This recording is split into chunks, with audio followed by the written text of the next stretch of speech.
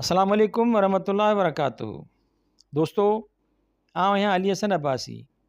किताब आहे असीं लोचूं लोह में। जेल डायरी, लेखक रशीद भट्टी। छापो पहिरियों। छापे जो साल 2014 ईस्वी। छपाईंदड़ माय पब्लिकेशन सखर सिंध। किस्त 15 जुमू 3 सेप्टेम्बर 1971 ईस्वी। अॼु नेरनि ते वाङण जो भुर्तो ठाहियुमि पर खरी पियो। चांहि सां नेरनि करे पढ़ियुमि। 10 खनि हेठि लही डॉक्टरनि सां कचहरी कयमि। डॉक्टर राउंड ते निकिता त मां अयाज़ ॾे हलियो वियुसि। 33 ओरां बी क्लास जे साम्हूं सूबेदार जे चबूतरे वारे चौंक वटि ॾाढा छिणकार छंडा लॻा पिया हुया। टेबलूं कुर्सियूं रखियूं हुयूं। मां त को फंक्शन वग़ैरह आहे, अलाए जे छा। बीठे ॾिठुमि पए त 2 कैदी स्टोर मां टिकटिकी खणी आया। सम्झी वियुमि त छा ॻाल्हि आहे। टिकटिकी उन काठ जे घोड़ीअ खे चवंदा आहिनि जंहिं ते ज़ंजीर ऐं चम जे पटियुनि सां कैदीअ खे चओ खंभो ॿधी फटका हणबा आहिनि। कैदी टिकटिकी ज़ंजीरनि ऐं चमड़े खे तेल हणण लॻा। एतिरे में सिपाही 3-4 चोरनि खे बि वठी आया जन खे फटका लॻणा हुया। झटखन में डॉक्टर बि अची वियो ऐं माड़ीअ खां सुप्रिटेंडेंट, डिप्टी जेलर ऐं हिकु मेजर बि अची विया। डॉक्टर ॿुधायो त फ़ौजी अदालतुनि जन खे फटकनि जी सज़ा ॾिनी आहे, तन खे अॼु फटका लॻणा हुया। मूंखे वेहण जी सलाह कयई पर मां दिलि झले न सघियुसि। अञा राति फूल और मोम में लोढ़नि में नाज़ियुनि जा उहे ईज़ाव जा तरीक़ा पढ़िया हुयमि। उहा ई कैफ़ियत ऐं गुबार अञा न लथो हुयो। अंदरि अची अख़बारूं पढ़णु लॻुमि। शाह आयो ऐं हली फटकनि ॾिसण जी सलाह कयई। छिड़ब ॾेई मोटाए छॾियोमांसि। 5 मिंटनि खां पोइ ज़प ज़प जा ठकाव ऐं यालीअ जा नारा ॿुधमि। सम्झुमि त महरम माछीअ खे फटका लॻी रहिया हुया। पोइ ठापुर थी वई। शायदि उन खे खोले ॿिए खे ॿधी रहिया हुया। तंहिंखां पोइ 3 दफ़ा ज़प ज़प जा आवाज़ ॿुधमि ऐं पोइ रुॻो रड़ियूं ऐं दाहूं पिए ॿुधण में आयूं। पोइ 3 चोरनि उभ मथे ते खणी ॾिनो हुयो। हू 3 पंजाबी हुया। हिकु सिपाही हुयो जंहिंखे मूंसां गॾु सज़ा मिली हुई। फटका लॻी पूरा थिया त शाह मोटी आयो ऐं ॿुधायई त सिंधी त नारा हणंदो हलियो वियो, बाक़ी पंजाबी 3 स्टेचर ते खजी विया। हिन ॿुधायो त मेजर खिली सिगरेट जा कश हणी रहियो हो ऐं मूं आॾो नाज़ी कैंप जो कैंप कमांडर फिरी आयो। हिन दौर में जॾहिं घटि में घटि महज़ब ऐं तरक़ी याफ़्ता मुल्कनि मां उहा सज़ा ख़तमु थी चुकी आहे, तॾहिं असांजे मुल्क जा नवां नाज़ी वरी नए सिरवा ग़ैर इंसानी ऐं वहशी सज़ा चालू करे हलाए रहिया आहिनि। 11:30 वॻे खनि कादिर आयो। दावा जो ड्राफ्ट ठाहे खणी आयो हुयो। उहो कमु करे वेही कलाक ॿ कचहरी कईसीं। हिन कराचीअ जूं वधीक ॻाल्हियूं बि ॿुधायूं। हिन ॿुधायो त हींअर कराचीअ जो मुहाजिर ॾाढो मलूल आहे। हू पाण खे उन पते वांगुरु सम्झी रहियो आहे जो हवा जे झूटे में वण खां छिॼी बेवतन थियो हवा जे रुख ते गेलबो थो रहे।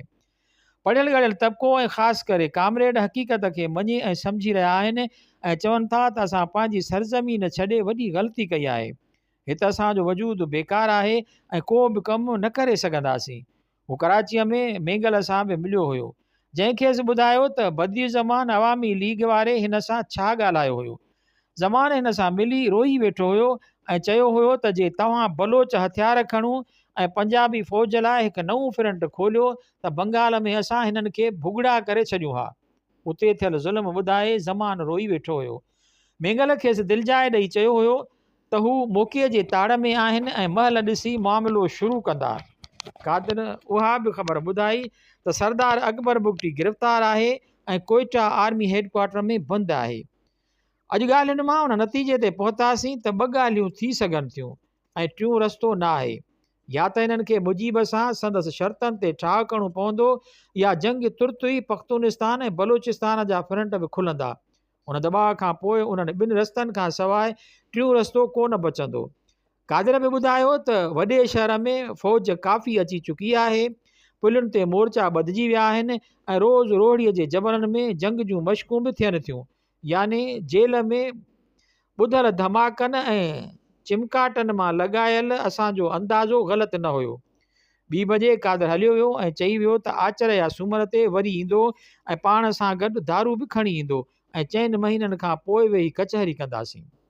छंछरु 4 सेप्टेम्बर 1971 ईस्वी। अॼु सुबुह 11 बजे ताईं 2 किताब पढ़ी पूरा कयमि। लाइब्रेरी वञी किताब मटाए आयुमि। 2 ॾींहं जेल बंदि आहे, सो अॼु 3 किताब खणी आयुमि। मोटी आयुमि त डॉक्टर कुरैशीअ कचहरीअ लाइ घुरायो। बंगाल में मुहाजरनि जे मरण ते अफ़सोस करणु लॻो। मूंखे सम्झायो त हुननि हथ सां मौत वरितो आहे। पाण खे बंगालियुनि खां बरतर सम्झणु, हुननि खे हिंदू चवणु ऐं हुननि जी ज़ुबान ऐं सकाफ़त खे हिंदू चवणु घुरी मार खाइणु न आहे त ॿियो छा आहे। मूंखेसि उन्हनि मां हिक जो मिसाल ॾिनो त हिन जी ज़हनियत ऐं रवैयो बंगाली ऐं बंगालियुनि लाइ कहिड़ो हुयो। अंदलीब शादानी उर्दूअ जो मशहूरु शाइर हुयो ऐं पाकिस्तान ठहण खां अॻु ई बंगाल में रहंदो हुयो। शायदि अॻिए साल मरी वियो। मरण खां साल ॾेढ अॻु हू पंजाब जे गश्त ते आयो हुयो। पेशावर खां मोटंदे पिंडीअ 2 ॾींहं तरसियो हुउसि जो अवामी अदबी अंजुमन जे सिलसिले में पंजाबी शाख लाइ कमु करणो हुउमि ऐं पिंडीअ जे 2 तरक़ी पसंदि शाइरनि जमील मलिक ऐं अहमद ज़फ़र सां ॻाल्हि ॿोल्हि करणी हुई। हिननि 2 ॾींहं रहाए छॾियो त सदन उन जशन में शिरकत करे वञा जो हू अंदलीब शादानीअ सां मिलण लाइ करे रहिया हुआ। शाम जो शीज़ान पिंडीअ में कचहरी थी। लाहौर खां कतील, तुफ़ेल, एहसान दानिश ऐं वक़ार अज़ीम वग़ैरह बि आया हुआ। दस्तूरी कार्रवाई पूरी थियण खां पोइ ख़ानगी कचहरी शुरू थी। कतील शिफ़ाई अंदलीब खां पुछो, शादानी साहब, तव्हांखे त बंगाल में रही काफ़ी अरसो थियो आहे, बंगाली ज़ुबान ते काफ़ी महारत थी वई हूंदव। तौबा कयो साईं, हिन नफ़रत सां मुंहुं कुरड़ो करे चयो, केरु थो उन्हनि हिंदुनि जी काफ़राना ज़ुबान सिखे, को असांखे छिते कुते खाधो आहे जो बंगाल भाषा सिखूं। कतील जा ठप ठरी विया। अहमद ज़फ़र अखियाई ऐं उथियो। कतील ठूठ हई, उथण लाइ इशारो कयो ऐं असां बिना मोकिलाइण जे निकिरी आयासीं। जमील मलिक मिज़बान हुयो, सो वट खाई वेठो रहियो ऐं उथी न सघियो। मूं डॉक्टर खे ॿुधायो त जॾहिं पढ़ियल ॻढ़ियल ऐं समाज जो ज़िम्मेवार फ़र्द अदीब ऐं शाइरी ईअं थो सोचे ऐं सम्झे त आम मुहाजरनि जी ज़हनियत उते छा हूंदी। अञा बि मोचड़ा न खाइनि त छा बंगाली खेनि रसगुल्ला खाराइनि। ॻाल्हायोसीं पए त असिस्टेंट सुप्रिटेंडेंट लेडी जेलर आई, संदसि मुड़ुस सां दुआ सलाम आहे, सो हिजाब मूं आॾो वेहण में न कंदी आहे। मां खेसि सुठियूं ऐं दिलचस्पियूं ॻाल्हियूं ॿुधाए रिझाइण जी कंदो आहियां। अॼु बि उन ॾस में कोशिशि कयमि। सम्झां थो त हफ़्ते 2 में एतिरो वेझो पइजी वेंदोमांसि जो कंहिं हद ताईं बेतकल्लुफ़ थी खांसि ज़नाने वार्ड बाबति मालूमात हासिलु करे सघंदुसि। अॼु मोकिलाइण महिल मूं बाबति हीअं चयाईं, भट्टी साहब, माण्हू हिन जी मुराद हुई संदन वाक़िफ़ मुहाजरनि मुतलिक़ त तव्हांजी ॾाढी गिला कंदा आहिनि, पर तव्हां त ॾाढा सुठा ऐं दिलचस्प माण्हू आहियो। ॿी क्लास में वञी अख़बारूं पढ़ियमि। अॼु जी ख़ासि ख़बर भुटे जी प्रेस कॉन्फ्रेंस हुई। वण वॼाए छॾिया अथाईं। मुड़सीअ जो बयानु ॾिनो अथाईं। सम्झिजे थो त सरकार जी हिरिफ़्त सम्झी वियो आहे। खुलियो खुलायो ललकारियो अथाईं त सही माना में इक़्तिदार अवाम खे ॾियो ऐं जमहूरियत राइज कयो, न त मजबूरन मूंखे अवामी तहरीक हलाइणी पवंदी। हिन एम मालिक जी मुक़ररीअ खे बि जमहूरियत ॾांहुं क़दम करार ॾिनो। हिन घुर कई त चूंडियल अवामी नुमाइंदनि खे इक़्तिदार ॾिनो वञे। बंगाल लाइ हिन चयो त उते वज़ारत में रुगो अवामी लीग वारा चूंडियल नुमाइंदा खयां वञनि।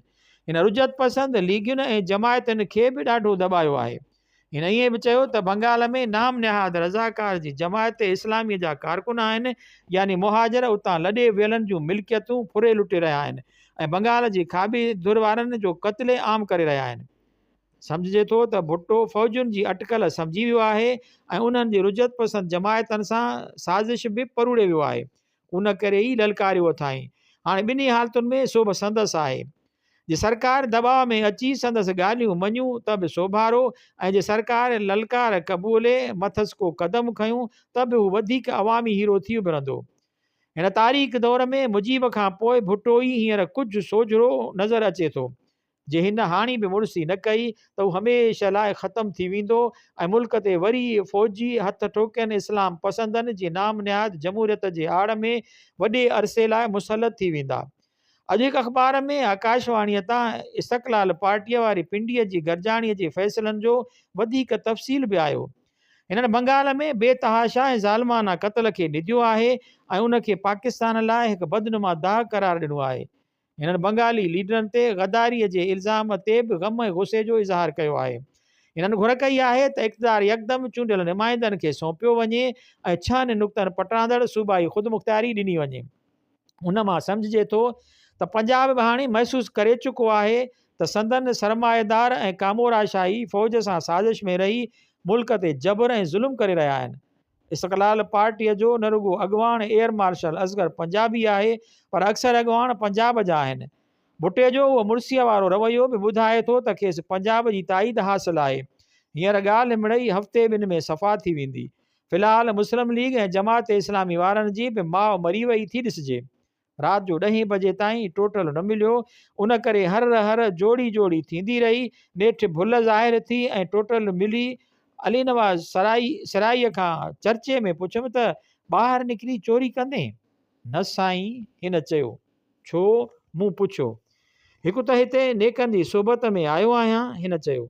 ॿियो त जनब काटे निकिरंदुसि त अधु मथो अछो थी वेंदो। टियों त अॼुकल्ह चोरीअ जो धंधो शराफ़त वारो न रहियो आहे। अॻु चोर हूंदा हुया, चोरी करे हलिया वेंदा हुया। जे भाॻियो जागी पवंदो हुयो त माठ करे भॼी जान छॾाईंदा हुया। पर अॼु हर टठी पकोड़ो ऐं पापड़ पती चोर थी पियो आहे। अञा अगठ ॿधण बि नथो सिखे त हले थो चोरी करणु। चोरी बि कहिड़ी? भाॻे न जे निंड में ई पासो वरायो त ठका पिस्टोल थी वेंदुसि। लानत हुजे साईं अहिड़ी चोरीअ ते। आचर 5 सेप्टेंबर 1971 ईस्वी। अॼु आचर हुयो, पर अॻे आचर जियां हेल बि को मेलो कोन थियो। नेरनि करे पढ़णु वेठुसि त सिराई अली नवाज़ माड़ीअ तां मोटी आयो। अचण सां ई चयाईं, साईं मुबारक हुजेव, तव्हां अंगारे ॾींहुं निकिरंदव। मां वाइड़ो थी पुछियोमांसि, सो कीअं? सदर इहा सभिनी सियासी ॾोहिनि खे माफ़ी ॾिनी आहे, हिन चयो। मां हींअर रेडियो ते ॿुधी आयो आहियां। एतिरे में अहमद शाह आयो त ॿुधायईं त मेडिको आयो आहे, हल त उन खां हली पुछूं। काज़ी साहब ॿुधायो त उहा आम माफ़ी बंगालियुनि लाइ आहे ऐं असां क़ौमी ऐं सूबाई असेंबलीअ जे उन्हनि मेंबरनि सां लागू न आहे, जिन खे मार्शल अख़्तियारी वारनि अॻियां पेश थियण लाइ चयो वियो आहे। काज़ी साहब पंहिंजी ख़ुशख़बरी बि ॿुधाई त खेसि बैरूत पढ़ण लाइ चूंडियो वियो आहे ऐं 27 तारीख़ फिलाए कंदो। साणसि कचहरी करे वरी इस्पताल आयमि ऐं चांहि ठाहे मथे जे सूर खां APC खाधमि। अली नवाज़ खे ॿुधायमि त उहा माफ़ी बंगालियुनि लाइ आहे, न की असां लाइ। अजब सां चयाईं, हुकूमत जो बि को उल्टो दिमाग़ आहे, या त वरी उन में अटकल ऐं चाल अथनि। जाते गोड़ ऐं बग़ावत, उते गवर्नर बि रखियाऊं ऐं माफ़ियूं बि ॾिनाऊं। बाक़ी जाते सभु ख़ैर ऐं टोटल पूरो, उते खुतो जवाबु। मूं जवाबु ॾींदे चयो, उहा ॻाल्हि मां बि सोचियां पियो। गणती छो था कयो साईं? सिराई चयो, तव्हांखे बि छॾींदा, तव्हां बि त मुजीब जा पिठू आहियो नी। पिठू लफ़्ज़ चई हू शकिजी वियो। खिखो विखो वधीक तॾहिं थियो जॾहिं मुला क़ासिम उन लफ़्ज़ ते टहक ॾिनो।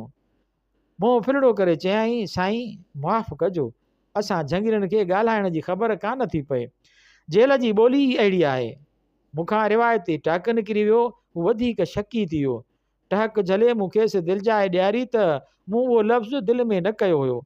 वीचारो शाम ताईं शर्म मां कंधु हेठि करे पियो ॻाल्हायो।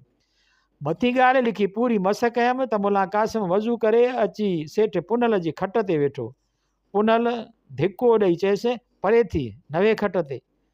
मुला क़ासिम वाइड़ो थी चयसि, छोड़े? ॾाढ़ी मां पाणी ईअं थो किरे जीअं मींहं में भुतो मुंहुं टिमंदो आहे। शाबस थी जो एॾी सारी खयूं घुमंदो थो वठी। भरिसां न वे, भॼाए छॾींदे मूंखां टहक निकिरी विया। भिॼाए छॾींदे मूंखां टहक निकिरी विया। 11 बजे पढ़ी थकुमि त अयाज़ ॾांहुं वञण लाइ लथुमि। अञा ॿाहिरि ई मस निकितुसि त ज़नाने वार्ड मां लेडी जेलर जो न्यापो खणी हिकु सिपाही आयो ऐं कंपाउंडर जी पुछा करणु लॻो। हिन ॿुधायो त वार्ड में हिकु चोरियाणीअ जी तबियत काल खां ख़राबु आहे, हाणे वधीक ख़राबु थी वई अथसि। डॉक्टर बि ॿाहिरि कोन्हनि। कंपाउंडर लाइ जाचियाऊं त इस्पताल आहे, कंपाउंडर कोन मिलियो। ॿिया पुराणा नर्स बि हलिया विया हुया। दोस्तनि यारनि सां मिलण लाइ इस्पताल में रुगो बड़े मियां ड्रेसर ऐं मां कैदी अमले मां हुयासीं। बड़े मियां अला त्वार करे दवाऊं ऐं ज़रूरी सुहिन जी ट्रे मूंखे हथ में चिंबड़ाई। सिपाहीअ सां गॾु मोकिलियो। टिघाटीअ ते बीहारे पुलिस वारे ज़नाने वार्ड जो गेट खड़कायो। मैट्रन निकिरी आई जंहिंखे हिन सूरत हाल खां वाक़िफ़ु कयो। उहो अंदरि वई ऐं झट खां पोइ लेडी जेलर मिसिस नैयर खे पाण सां गॾु वरितियो आई। उहो अजीब शशो पंज में हुई। दस्तूर ऐं रूल पटाईंदड़ डॉक्टर या कंपाउंडर खां सवाइ ॿिए मर्द खे अंदरि वञणो न हुयो। मरीज़ाणे जी हालति बि ख़राबु हुई। उहा ॿुॾतर में पइजी वई। नेठि दिलि ॿधी मूंखे अंदरि वठी हली ऐं अहिड़ी रीति ग़ैर मुतवक़ नमूने ज़नाने वार्ड जे मुशाहिदे करण जो मौक़ो ओचितो मिली वियो। ज़नानो वार्ड हिकु बैरक ऐं कन खोलुनि ते मुश्तमिल हुयो। बैरक में घिरण सां ई चौ ॿोल थी वियो त वकील अची वियो, वकील अची वियो। हर का चोर वेझो थी मूंखे ॾिसण जी कोशिशि करणु लॻी। पर भलो थिए मिसिस नैयर जो, जंहिंखे न तड़े परे थिए कयो, न त मुंहिंजी अलाए जी कहिड़ी हालति आहे। तबियत में हैजान अची वियो हुउमि। दिलि जी धक धक वधी वई हुई। हिकु ॿिनि त ॿोक करे पियो ॾिनो, वकील साहिबु तो बि घणनि खे जेल मोकिलायो हूंदो, नेठि पाण बि आहीं। मूंखे हाणे मरीज़ाणीअ मथां बीहारियो वियो। हिते सभिनी चोरनि खे खटूं मिलियल आहिनि। कुझु वक़्तु अॻु हिननि खे बि मर्द चोरनि जा पट ते सुम्हणो पवंदो हुयो, पर हिननि बुख हड़ताल करे पंहिंजे लाइ खटूं मंज़ूरु कराए वरितियूं। मरीज़ाणे खे सीअ सां तप ऐं उल्टीअ जी शिकायत हुई। चार्ट ॾिठोमांसि त फेटाकिस इंजेक्शन ऐं टोरिकान टेबलेट जो नुस्ख़ो लिखियलु हुयो। बुखार अञा 102 हुयुसि ऐं उल्टी बि हुयसि।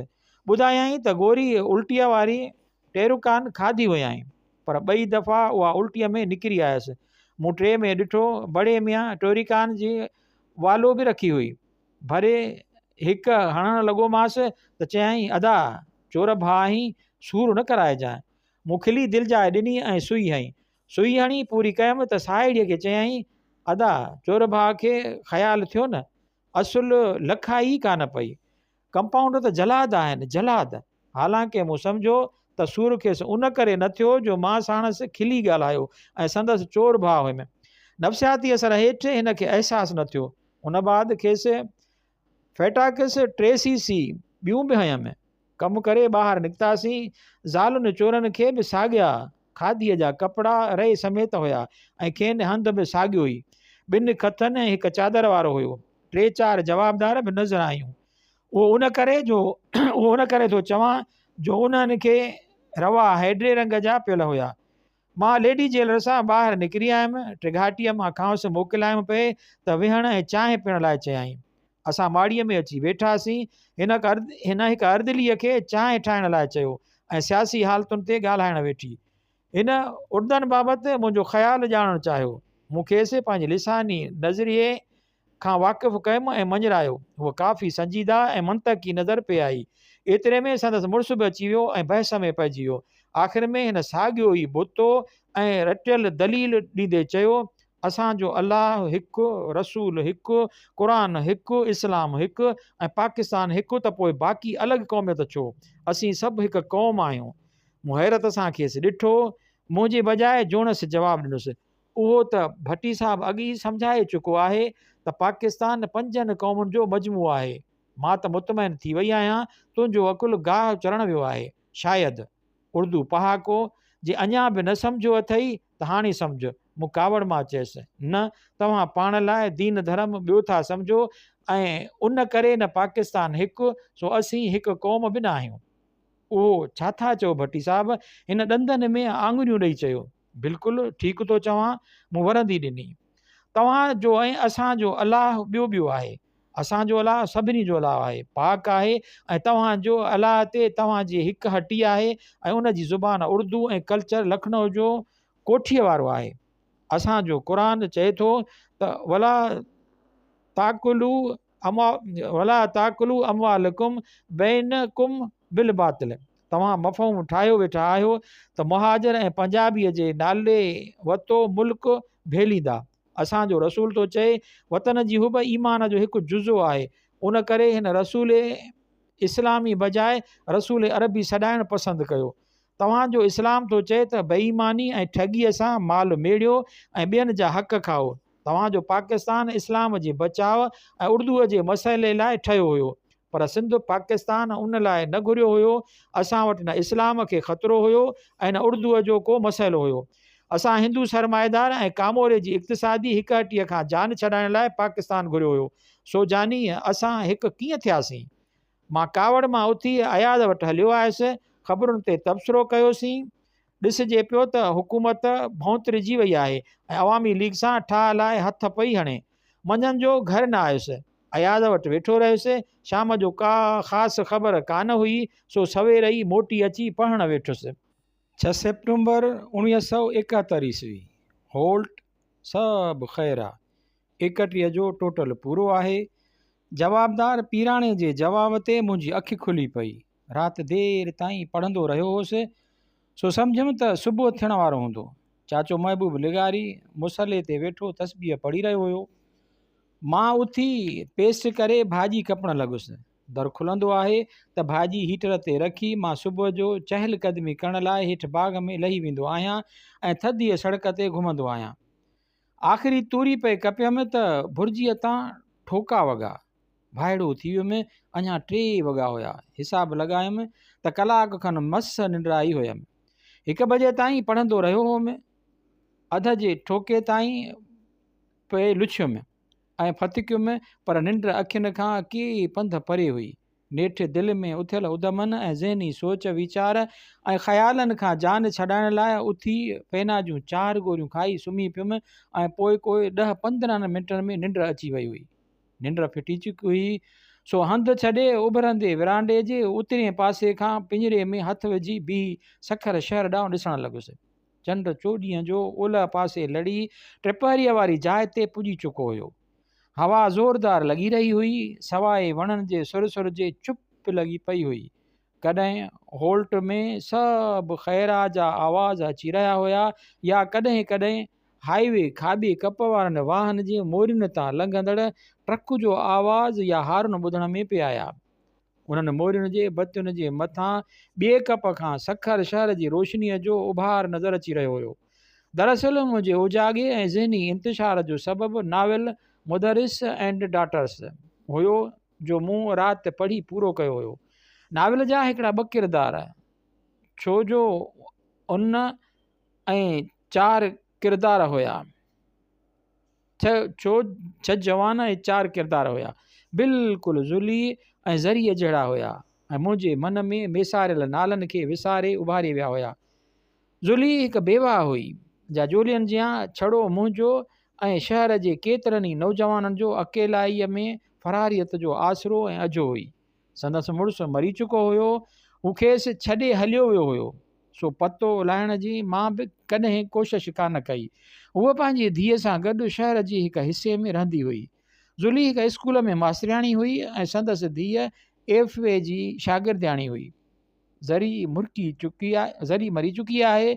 संदसि मौत मूं लाइ हिकु हादसो हुयो ऐं उन जी दुखदायक मौत ई मूंखे राति ऐं असुर जो परेशान कयो हुयो।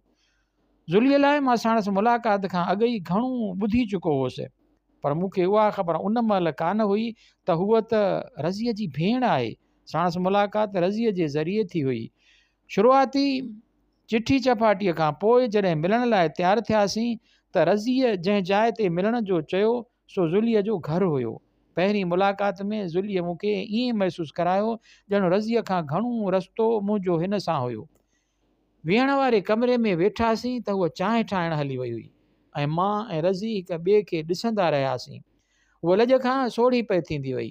मुंहिंजे कुझु खिली ॻाल्हाइण ते हुन पोती मथे ते ठाहे कंधु हेठि करे छॾियो हुयो। उहा शायदि पहिरियों दफ़ो ईअं घर खां ॿाहिरि कंहिं धारे सां मिली रही हुई। मां उथी संदसि भरिसां वेठुसि ऐं खॿो हथु वराए संदसि चेल्हि में विधुमि। पासे थियो, अधी न अची वञे। हिन चेल्हि खे मूंखां परते मोड़ियो। भेण खे छा चयो थी? मूं ॿांह खां छिकियुसि त मां तुंहिंजो अधो आहियां, शर्म नथो अचेव? हिन लॼ भरी मुर्क सां चयो। शर्म तो वटि ई काफ़ी आहे, मां किथां आणियां? एतिरे में ज़ुली चांहि ऐं कुझु मिठा खणी आई ऐं मां थोरो परे वेठुसि। चांहि पी पूरी कईसीं त सॼो वक़्तु ज़ुली मूंसां ॻाल्हाईंदी रही, अदब ते, सियासत ते ऐं शहर जे वाक़िए हालतुनि ते। रज़ी सॼो वक़्तु वात खे चुन लायूं वेठी रही, ईअं जीअं शादीअ राति खां पोइ सुबुह जो कंवार नेरनि ते घोट आॾो वेठी हूंदी आहे। गूंगी फिल्म छाजी हलाई थी? ज़ुलीअ हिन खे खाॾीअ में हथु विझी मुंहुं मथे कंदे चयो। मुंहं में मुङ पिया अथई छा? बाक़ी वीचारे खे घुराई छा लाइ?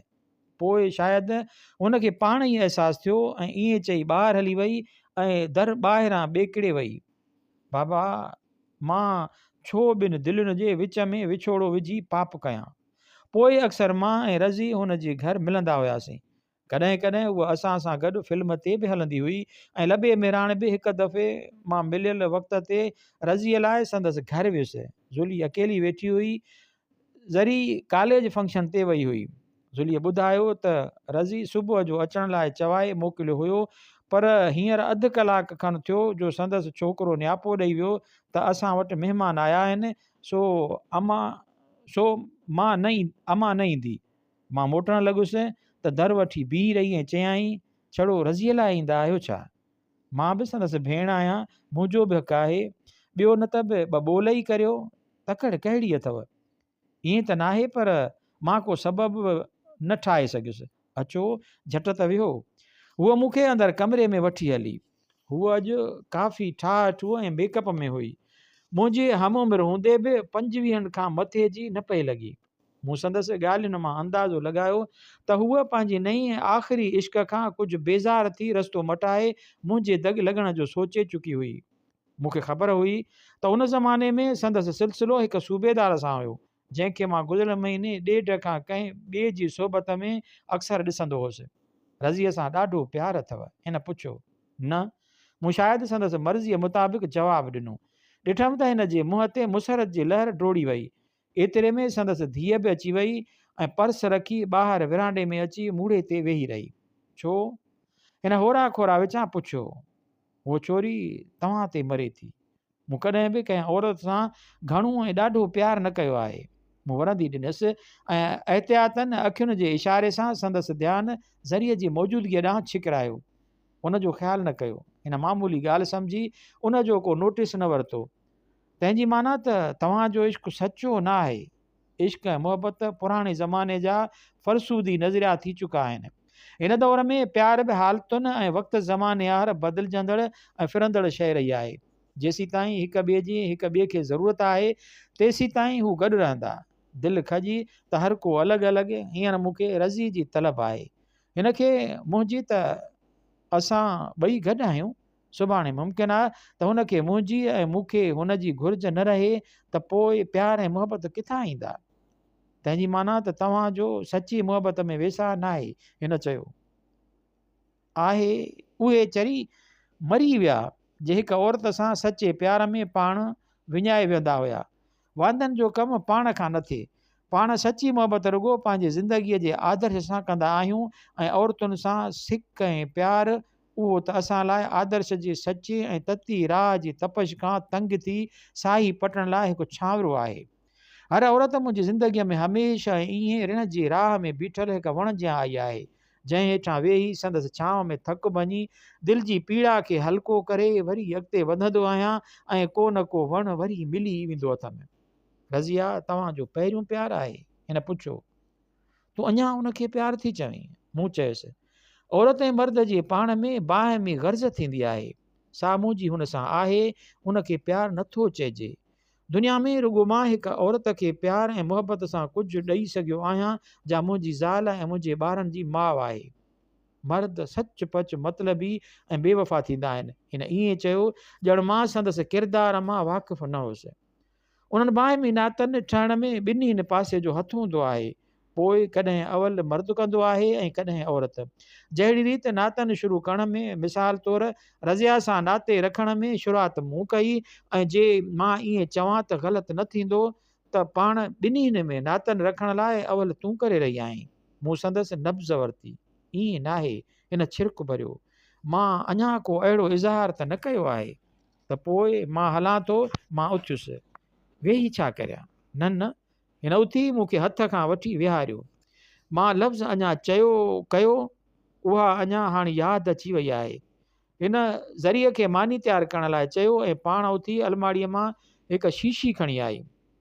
हिन शीशी मेज़ ते रखी मूं ॾिठो त उहा पाकिस्तानी जिन जी बोतल हुई। मूंखे ख़बर आहे त तव्हां अदीब ऐं शाइर पीअण खां सवाइ ख़ाली ककर हूंदा आहियो। हिन मुंहिंजे गिटे में चूंडी पाती ऐं गिलास खणणु हली वई ऐं मूं उहा सॼी राति ज़ुलीअ जे ज़ुल्फ़नि जे छांव में गुज़ारी हुई। उन खां पोइ रज़ी सखर मां लॾे वई ऐं मां पंहिंजा टपड़ ज़ुलीअ जे प्लेटफार्म ते आणे रखिया। उहा रज़ीअ खां वधीक सोखी सुहिणी हुई। रज़ी जो हिजाब ऐं हिन जी बेहयाई अनोखा तजुर्बा ऐं तज़ाद हुया। ज़रिए जी मौजूदगीअ में हूअ मूंसां ईअं वर्ताव कंदी हुई जो शादीशुदा ज़ाल बि मुड़ुस सां न करे। संदसि उन ज़िंदगीअ जो असरु ज़रिए ते अजीब ऐं अनोखो पियो हुयो।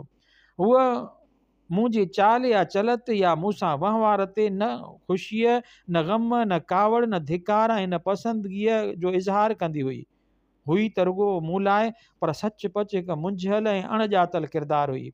मूं हिन जी तबियत में कॾहिं बि को हेजान ऐं संदसि चहिरे ते के फिरंदड़ घिरंदड़ ऐं ज़ाहिर में गुम थींदड़ भावना कान ॾिठी हुई। उहो घर में ईअं नज़र ईंदी हुई ॼणु संदसि घर न हुयो ऐं हू का ओपिरी अवेली महिमान हुई। मुंहिंजी अचु वञु शुरू थियण महिल हुन जी उमिरि अटकल 15-16 साल हुई, पर मूं मंझसि उहा चिलविलाई, बेपरवाही ऐं टहीअ जी मस्ती ऐं मौज न ॾिठी। गुम सुम पंहिंजे पढ़ण या कमकार में लॻी पई हूंदी हुई। मूंसां बि सिर्फ़ु कमकार सां ॻाल्हाईंदी हुई। कॾहिं कॾहिं अकेली हूंदी हुई त कम मां वांदी थी वेही भर्त या उन जो कमु कंदी हुई, या काकूस में दिक़त हूंदी हुयसि त उहा पुछंदी हुई, या का कोर्स में दिक़त हूंदी हुयसि त उहा पुछंदी हुई त कम मां वांदी थी वेही भर्त या को कमकार कंदी हुई, या का कोर्स में दिक़त हूंदी हुयसि त उहा पुछंदी हुई।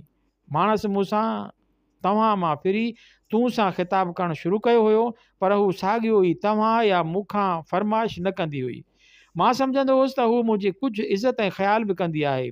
मूं सम्झो पए त हूअ अंदरि ई अंदरि में कुझु सोचींदी हुई, ॿोड़ींदी हुई। शायदि माउ जे उन तिखे ऐं अढंगी उघाड़ी ज़िंदगीअ जो मुशाहिदो ऐं मुआज़नो कंदी हुई। इन कॾहिं बि कंहिं बि शइ जी माउ खां या मूंखां फरमाइश न कई हुई। जो कुझु माणस आणे ॾींदी हुयसि त माठि करे वठी रखंदी हुई, ऐं जे मां बि कॾहिं का शइ जे आणे ॾींदो हुयोमांसि त महिरबानी चई वठंदी हुई। पर उन जे लहजे या मुंहिंजे रेखाउनि मां कंहिं क़िस्म जो तासुरु न मिलंदो हो। फिको फिको बेजान लफ़्ज़ महिरबानी संदसि दिलि जी कैफ़ियत ऐं ज़हनी हालत जी अकासी कंदो हुयो। मुंहिंजे ॾिसंदे हूअ अंबड़ीअ मां पची रस जी अंब थी। संदसि छाती उभी ऐं मोकिरी थी वई, पर मूं उन में कॾहिं बि जज़्बात सां तारी उभार ऐं लाह न ॾिठो। संदसि चाल फिरी वई, पर मूं संदसि उन चाल में कॾहिं बि जिन्सी कशिश महसूसु न कई। हू हिकु औरत थी चुकी हुई, पर 20 सालनि जे हूंदे बि मूं हुन में बारीक बीनीअ सां जाचींदे बि औरत न ॾिठी। शायदि ॼमंदे ई मरी चुकी हुअसि। मूं हिकु दफ़ो अवल करे हिन खे ॻोल्हण ऐं खोलण जी कोशिशि कई, उन ख़्याल सां त मतां संदसि अंदर वारी औरत सुतल हुजे। उन खे जाॻायां, पर साॻियो ई नतीजो, ॼणु बेजान पथर जो बुत हुई। उहे सियारे जा ॾींहं हुया, राति जा अटकल 2 खनि वॻा हुया। असां वेहण वारे कमरे में वेठा हुआसीं। ज़ुली टिपाईअ जे भर में कुर्सी रखी टेस्ट पेपर चकासे रही हुई। आराम कुर्सीअ ते वेठे ज़री पेर जे आङूठनि में उन जो पोरो विझी उन खोले ढेरो ठाहे रही हुई। संदसि भरिसां कुर्सीअ ते मां वेठो हुउसि, विच में सिगरी ॿरी रही हुई। हिन पेर सेकण लाइ थोरो कढी ॼंघां डिघियूं कयूं। कुल जे भरिसां असांजा पेर टकिरिया, पर ईअं ॼणु 2 बेजान पथर जा टुकर हुजनि। हिन सारी चई पेर सोरियो। संदसि जिस्म में का चुरपर, संदसि चहिरे ते का तब्दीली नज़र न आई। मूं वधीक खोज लहण लाइ संदसि पोरो खणी हथ जे आङूठनि में फासाए झलियो ऐं खेसि खोलण में मदद कराई।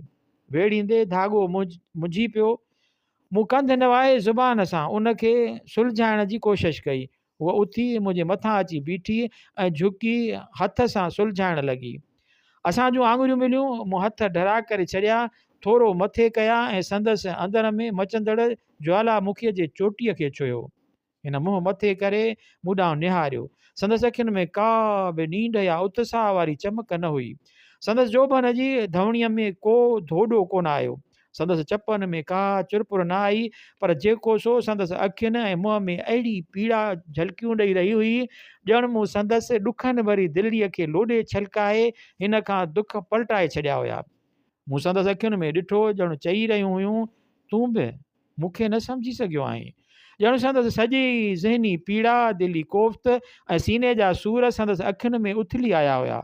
मां साणसि अखियूं न मिलाए सघियुसि, मूंखे माफ़ु कजो ज़री, चई मां कंधु हेठि करे छॾियो, पर मूं पाण में संदसि पंहिंजो वेसा विञाइण न ॾिनो। ॿिए ॾींहुं ई अकेलाईअ में मूं भरियल दिलि सां खांसि उन हरकत जी माफ़ी वरिती हुई ऐं उनजो मतिलबु खेसि ॿुधायो हुयो। हिन सरद महरी ऐं गंभीरता सां मूंखे ॿुधायो हुयो त माउ जी ज़िंदगी ॾिसी हिनखे नंढे हूंदे खां ई जिन्सी जीवन खां धिकार ऐं नफ़रत थी पई हुई। हिन पंहिंजे अंदरि जनम वठंदड़ औरत खे ॼमंदे ई निड़ीअ ते नंहुं ॾेई मारे छॾियो हुयो। हाणे कुझु बि न थियणो हुयो। हिन BA पास कई त माउ लाइ हिकु मसइलो थी पई। हिकु ॾींहुं ज़ुलीअ खुमार में अची मूंखे चयो हुयो, भटी तूं ॿुधाए त मां हिन छोकिरीअ जो छा करियां, मूं लाइ त हिकु मसइलो थी पई आहे। चवे थी शादी न कंदसि, का ॻाल्हि आहे केसी ताईं ईअं घारींदी, तूं सम्झाईंसि मतां रस्ते ते अची वञे, छो जो मुंहिंजनि वाक़फ़नि ऐं दोस्तनि मां रुॻो तोसां ई ॻाल्हाईंदी आहे, तुंहिंजे मुंहं ते वेहंदी आहे ऐं तुंहिंजो ख़्यालु ऐं इज़त बि कंदी आहे। उहा ॻाल्हि वाक़ई हुई बि सची। हिकु दफ़ो ज़रिए मूंखे चयो हुयो, शायदि माफ़ी वठण वारे ॾींहुं, तव्हांखे ख़बर आहे त अम्मा जे दोस्तनि मां रुॻो तव्हांजी ख़ातिर कंदी आहियां। हाओ, मूं चयुसि, ख़बर अथव त छो? हिन पुछियो। न, ॿुधाए, मूं पुछियुसि। उन करे जो तव्हां अदबी, समझदार ऐं उसूल वारा आहियो ऐं मूंखे पक आहे त तव्हां मुंहिंजे वेसा खे धकु न ॾींदव। हिन चयो। उहा पक कीअं थी अथी? मूं पुछियुसि। उन करे जो तव्हां सच चवंदा आहियो, तव्हां वचन करे फिरंदो न। मां तव्हां में तॾहिं ई वेसाह रखियो हुयो जॾहिं तव्हां अम्मा सां प्यार ऐं मुहबत बाबति ॻाल्हाए रहिया हुयव। मूंखे तव्हांजी सची ॻाल्हि ऐं मुंहुं फाड़ाए ॾाढो मुतासिर कयो। न त उहो सुवालु अम्मा हर नए दोस्त खां पुछंदी आहे, हर को उहो चवंदो अथसि त हिन रुॻो हिन सां ई पहिरियों ऐं सचो प्यारु कयो आहे, ऐं अम्मा उनखे कूड़ सम्झंदे बि मथसि एतबार कंदी ऐं पाण बि साॻियो ई जवाबु ॾींदी अथसि।